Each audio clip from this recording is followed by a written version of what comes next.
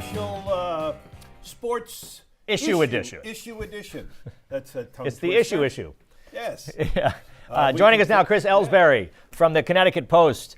Chris Elsberry, we go back a long way. We go back a long way. You've been covering sports in the state a long, long time. But anyway, let's talk about a story involving a hockey player. Hockey season's behind us, but this is a story that obviously is bigger than what's going on the ice. Oh, absolutely. It's both heart-wrenching and heart-warming at the same time.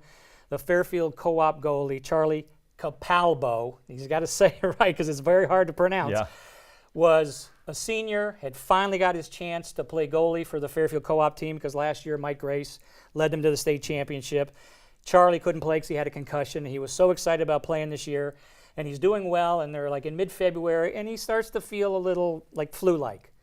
So plays through it because he's a hockey player. Plays through it, continues to play, doesn't seem to get better, though, after continued trips to the primary care and all that stuff. Doesn't seem to get better. Finally goes and has a chest x-ray, and they find this massive mass between his heart and his lung. And it turns out to be cancer, stage 3 T-cell cancer. And you just can't believe the kid played for over a month with this thing in his chest. It's amazing. And then, the great news is he's been on chemotherapy now for about 2 weeks. They're very hopeful that this can be treated enough. The tumor's inoperable, but they feel they can shrink it enough where it'll just eventually disappear. And that's what everybody's fingers crossed are right now. And everyone is pulling in support of Charlie. I mean, the hockey community from all across the country has just came out in tremendous support. I know that New York Rangers goaltender Henrik Lundqvist has sent him a couple of video shout-outs.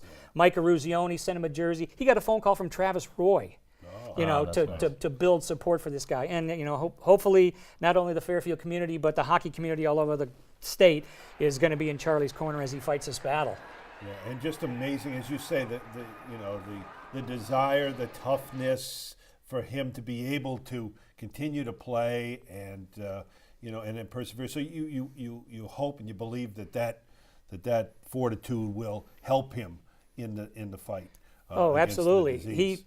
Charlie started playing goalie when he was like 11 or 12 years old, and he went up to Northford, to the ice pavilion up there several times because Mitch Korn, who is the goaltending coach for the Washington Capitals, would run the goaltender clinic. So they got to be very close. And I spoke with Mitch the other day, and he said, if anybody's got the wherewithal and the toughness and the mindset to beat this, it's Charlie, because he really didn't want to play goalie in the very beginning. He had a couple of concussions playing like in the Pee-wees and the Bantams, and his parents kind of said, if you want to play, put the pads on. And that's what he did. And he really got into it, liking it, so much so that his younger brother Will is now playing goalie. So the two of them are like goalie, compadres.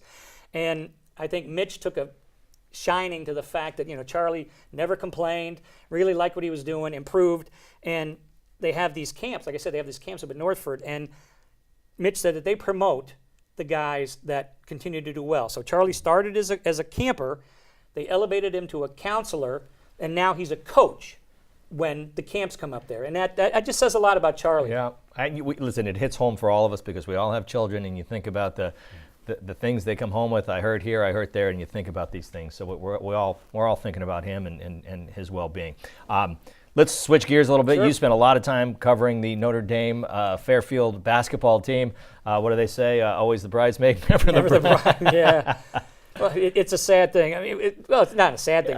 Look, they made it to the championship three straight years. They made it to the championship game. One more, they'll be the Buffalo Bills. Exactly. They're still looking to win their first state championship. But considering they had a coaching change this year, Chris Watts came over from St. Joe's and was now coaching the Notre Dame team. He brought in a couple of transfers. Tyler Bourne, this little point guard from New York City. He brought in a forward, Josh Reeves, who's only a sophomore. So there was a lot of change, and Tyler Bourne even admitted, like even before the state tournament game, it took them a while to find some chemistry and get things going. But once they did, boy, they were a fun team to watch. I mean, Tyler Bourne is one of the fastest kids I've ever seen, and after they beat Wilton by like 20 points, even the Wilton coach said, "Oh my God, I've never seen a point guard that fast." He was like going through us like a water bug, and it's going to be interesting to see how they react to this loss because Chris has got pretty much everybody coming back next year.